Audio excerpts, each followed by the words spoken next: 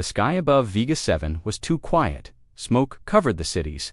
Fires burned in the distance. Buildings once filled with life were now cold ruins. The people of the colony looked up at the sky, but no one came. Only the stars stared back. A girl named Lyra sat beside the ruins of her home. She was just 16, but she had seen too much. Her little brother cried softly beside her, holding a broken toy ship. Their parents were gone, taken or killed. No one knew. Every night, the people of Vega 7 waited. They sent messages. They begged for help. They cried out, "Earth, please hear us." But Earth stayed silent. No ships, no reply, only silence. High above, alien warships hovered. They were the Dravika brutal warrior race. Their ships looked like giant insects crawling across the black sky. They had attacked quickly. No warning, no mercy. Dravik soldiers marched through the streets, hunting down the last pockets of human resistance. Their leader, General Vorak, was a tall creature with blue metal armor and sharp fangs. He stood in the main square, looking down at the defeated humans. "No one is coming for you," he shouted, his voice like thunder. "Your Earth is weak. It hides, it runs, and now it forgets." Lyra heard his words. So did the others. Many believed him. They stopped hoping. They started to whisper, "Maybe Earth really left us." But not everyone had given up. Far away, on the edge of the solar system, a signal reached an ancient satellite station orbiting Saturn. It was a forgotten place, sold, rusted, and quiet. A single human officer worked there. His name was Commander Rourke, gray beard, cold eyes. A man who had seen wars long ago. He picked up the signal from Vega 7. He listened to the screams. He saw the images of burning cities. He sat still for a long time. Then, without saying a word, he pressed a red button on his console. Deep under the oceans of Earth, in secret bunkers no one talked about, massive computers came alive. Lights flashed. Alarms rang. AI systems began to calculate in orbit above Earth. Silent giants opened their eyes. They were the Starshade's massive warships.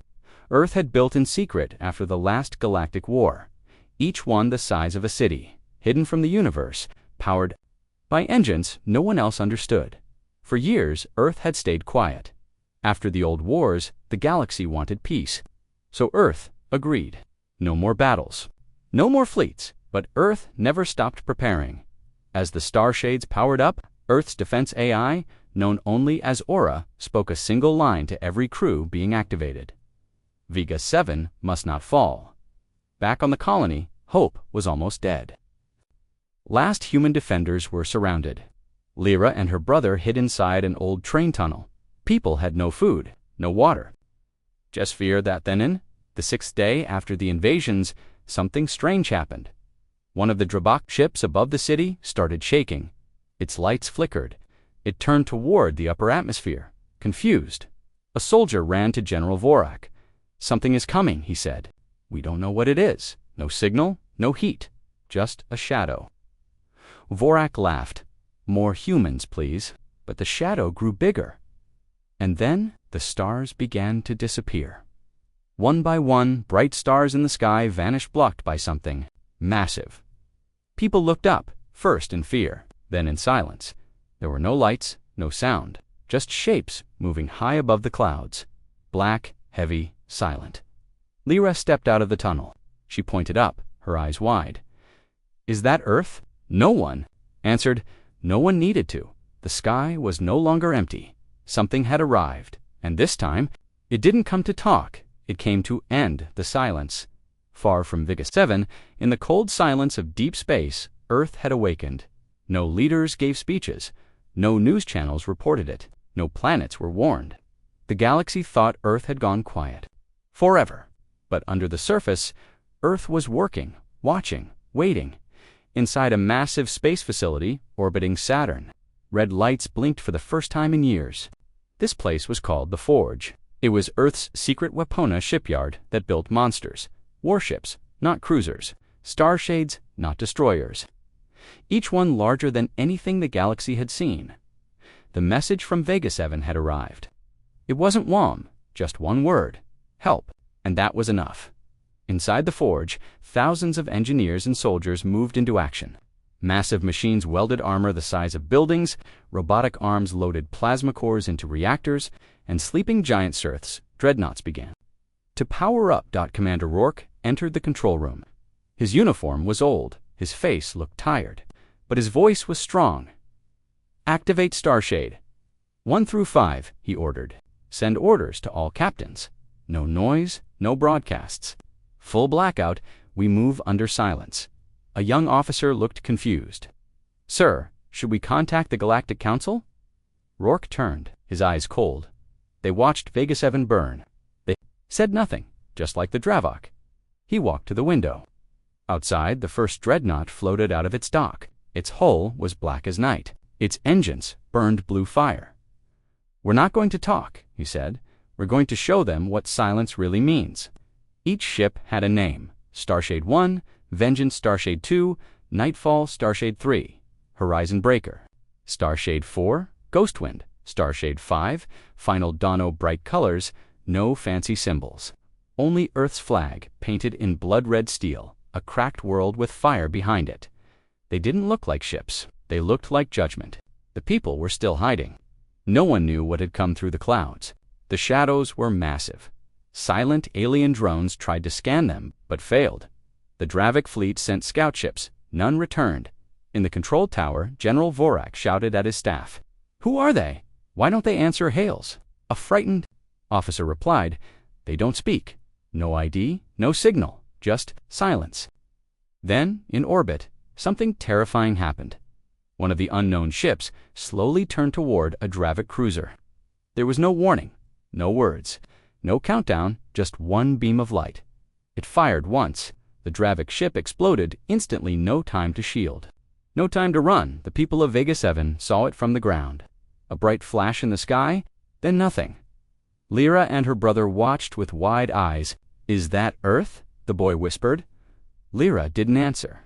She wasn't sure, but deep down something told her. This was more than just Earth. This was Earth's answer. Back in the forge, Rourke watched the fleet disappear into hyperspace. "Where are they heading, sir?"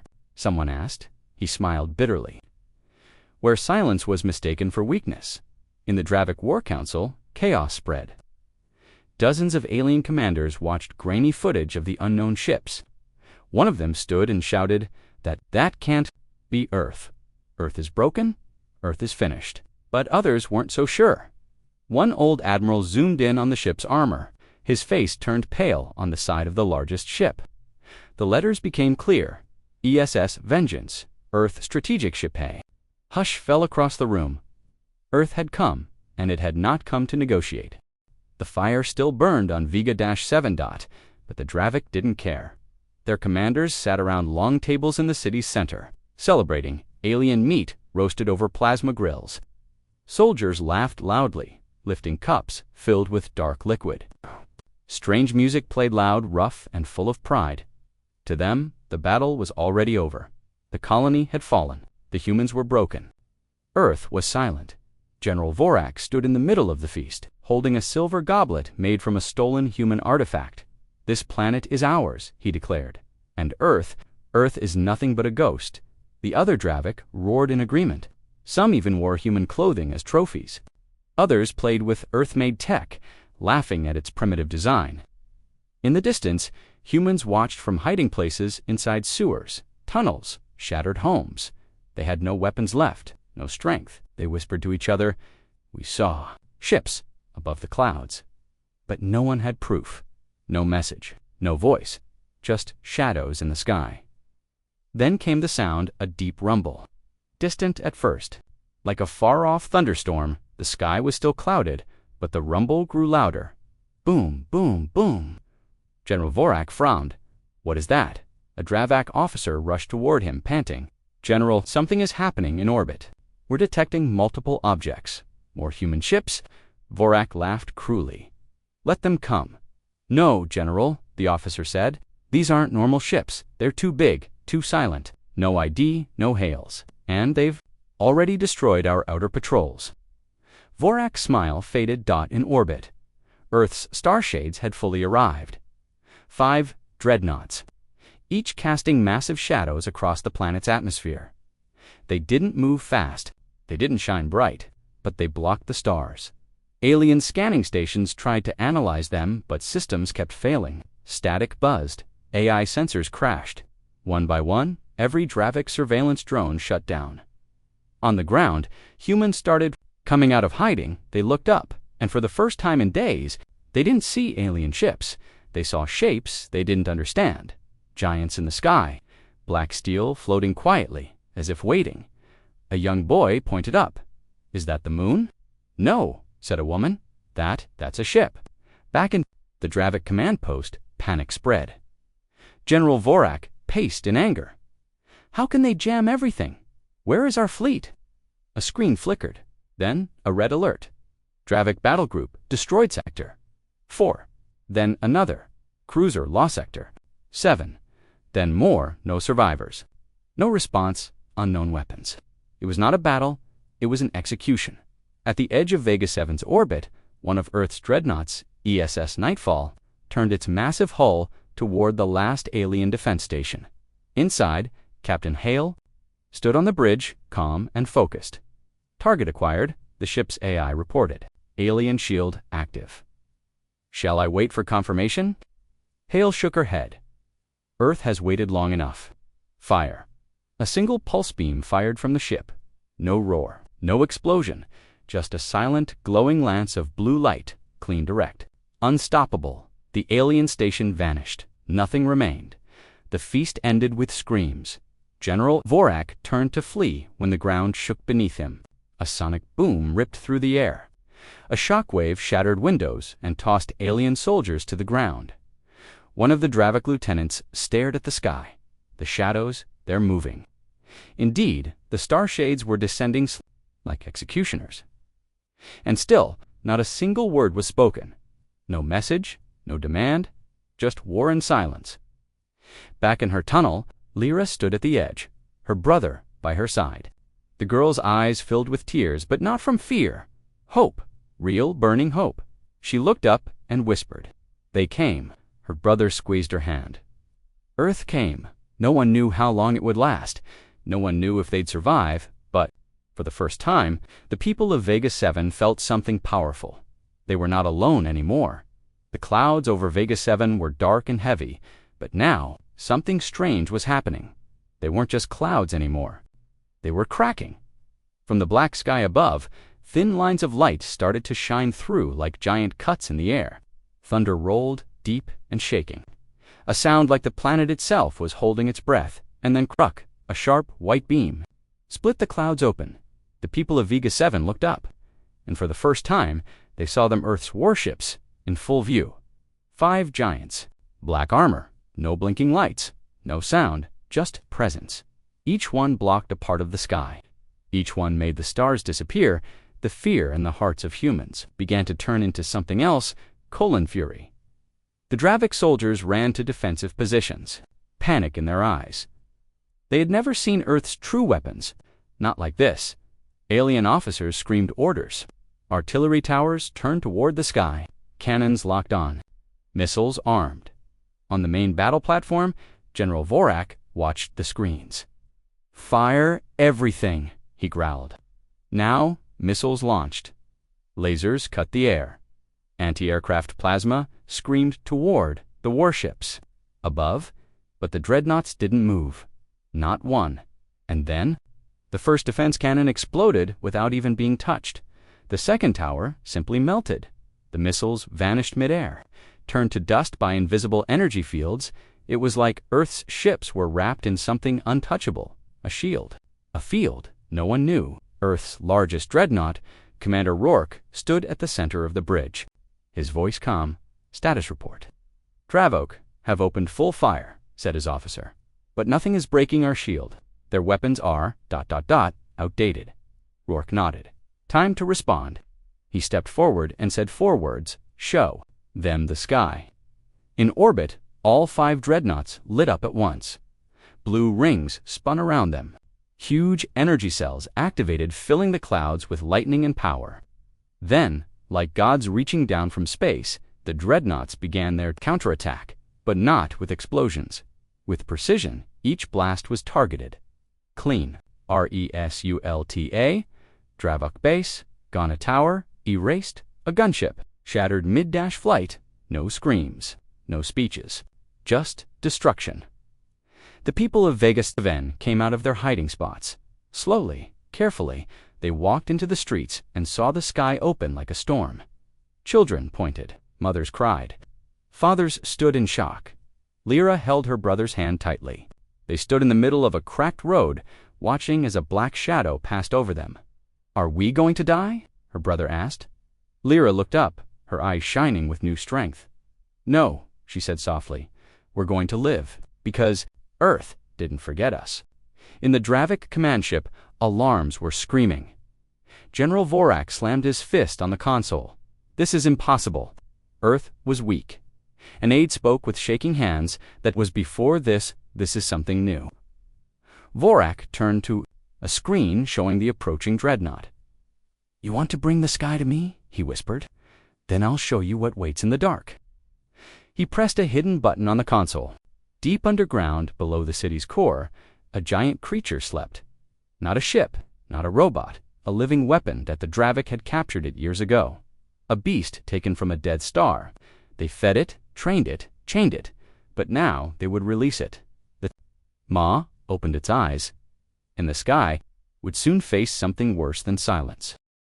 Beneath the burned soil of Vegas 7, something moved slow at first, then faster. The ground cracked, flames leaked from vents. Strange sounds echoed through tunnels like the growl of a star collapsing. Deep underground, inside a cage of force fields and black stone, the Maw opened its eyes. Red, hungry, ancient dot. It was not a machine. It was not a ship. It was alive, a creature born near a dying black hole. The Dravik had captured it during a lost war and locked it away. They called it their last answer. Now, General Vorak was ready to unleash it. He stood in the command tower, face pale but proud. Let Earth face something it can't scan, something it can't control. A Dravik technician hesitated. "Sir, if we release it, it might not obey." Vorak's voice turned sharp. "Then it will destroy them first.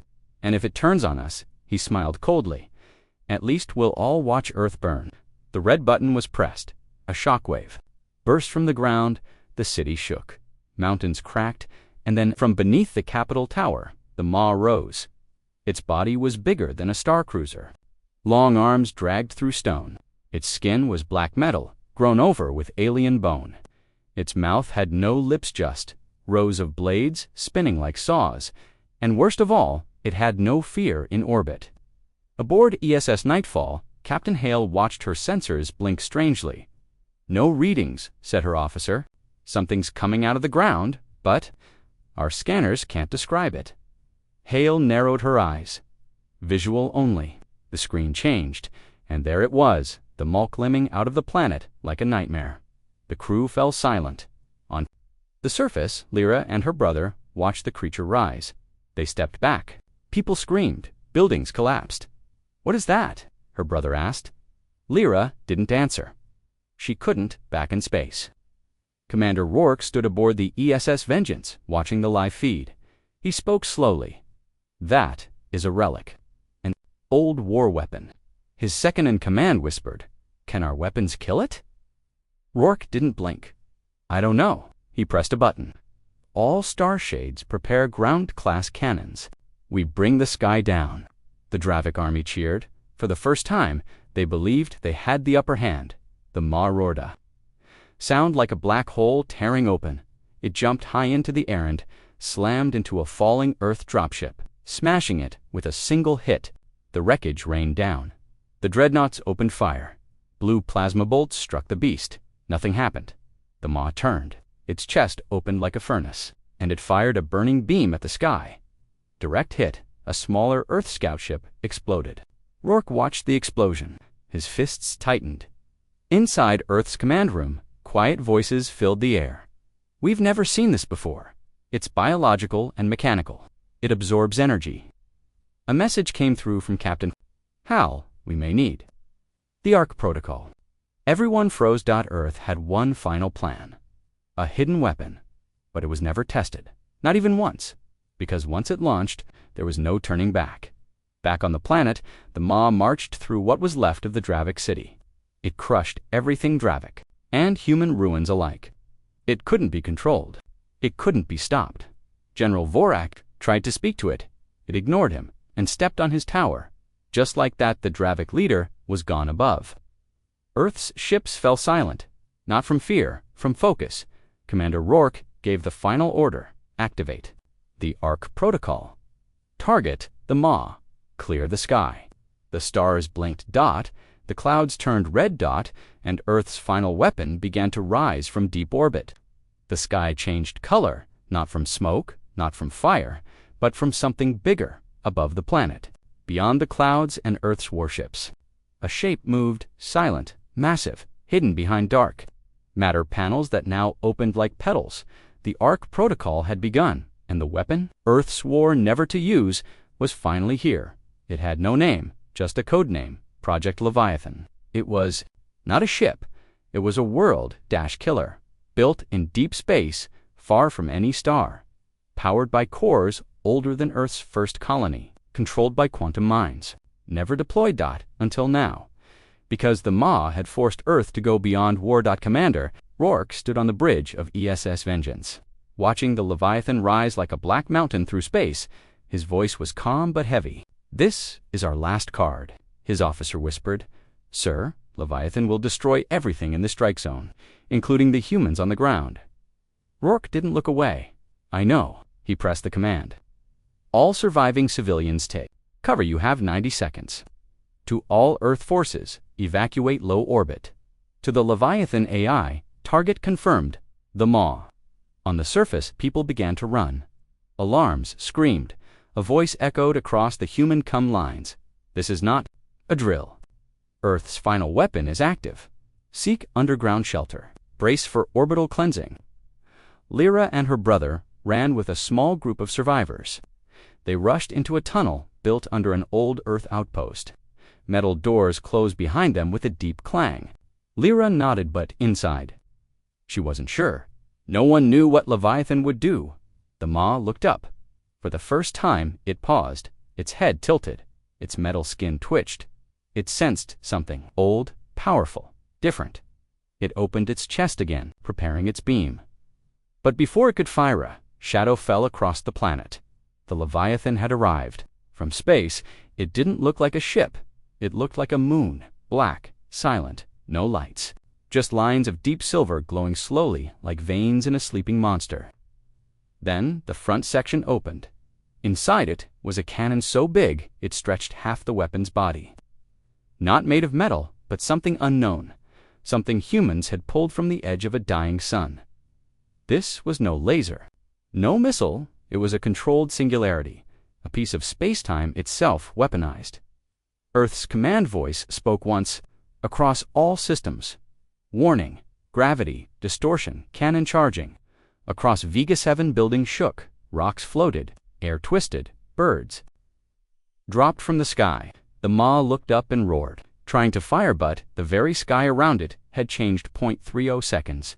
The Leviathan's cannon glowed blue, then white. Mountains cracked. The stars above blinked out. 0.10 seconds. Everyone holding their breath, Commander Rourke whispered, "This is for Earth. 3, 2, 1, fire." A beam, if you could call it that, shot from the Leviathan. But it wasn't light. It wasn't sound. It was gravity. Space bent. Air vanished. Time slowed. The beam hit the ground, and reality broke. Where the Maw had stood was now a hole. A clean, perfect crater. No flame, no smoke, just absence. The creature was gone, erased from existence. Everything around the blast. Zone Dravik bases, their war machines, even the soil was pulled into nothing. And then, silence. Real silence. In orbit, the Leviathan shut down. Its panels closed again. It drifted quietly. Mission complete. Commander Rourke sighed. "No celebration," he said. "Just survival." On the ground, the doors opened again. Lyra stepped out slowly, hand in her brother's. The sky was clear. The stars had returned, and Earth's warships floated like silent guardians above them. But something still felt unfinished. Somehow, somewhere. The war wasn't over yet. The dust had settled. The sky was no longer red. The maw was gone. The Dravik army was broken. But something felt too quiet. From the ground, Lyra looked up. Earth's warships still floated above Vega 7, like dark giants. They had not moved for hours. Then, a soft sound buzzed from every device, military and civilian. It was a signal, simple, repeating, a human voice, broken, calm, powerful. This is Earth Command. Enemy threat neutralized. We are not conquerors. We are not destroyers. But we are done watching in silence. Let this galaxy remember. Earth may be quiet, but when we rise, the stars will kneel. All across the Dravik-controlled systems, that same message echoed. Their war generals watched in fear. They had never seen the Leviathan before. They had never believed the humans still had the strength to resist. Now, Earth had shown them something worse than power. They showed restraint on Vega 7. Human survivors walked out of the shelters, slowly, cautiously. There was no cheering, only silence. Deep silence. People looked up with mixed feelings, grateful to be alive, afraid of what it had taken. Lyra stood on the cracked road with her little brother. He asked, "Is it over?" She looked around, the ruins, the bodies, the sky filled with ships, and whispered, "No, not yet." In orbit, Commander Rourke stood at the front of ESS Vengeance. Eyes on the dark horizon of space, he turned to his officers. "Prepare a message for the Galactic Council." His officer replied, "What should we say, sir?" Rourke answered, "Tell them Earth is no longer sleeping. Tell them Vega 7 is ours now, and if they come again," he stared into space, "we will black out their skies too." Far away, in the central chamber of the Galactic Council, alien leaders gathered. Many species, many empires. One screen showed the destruction on Vega 7.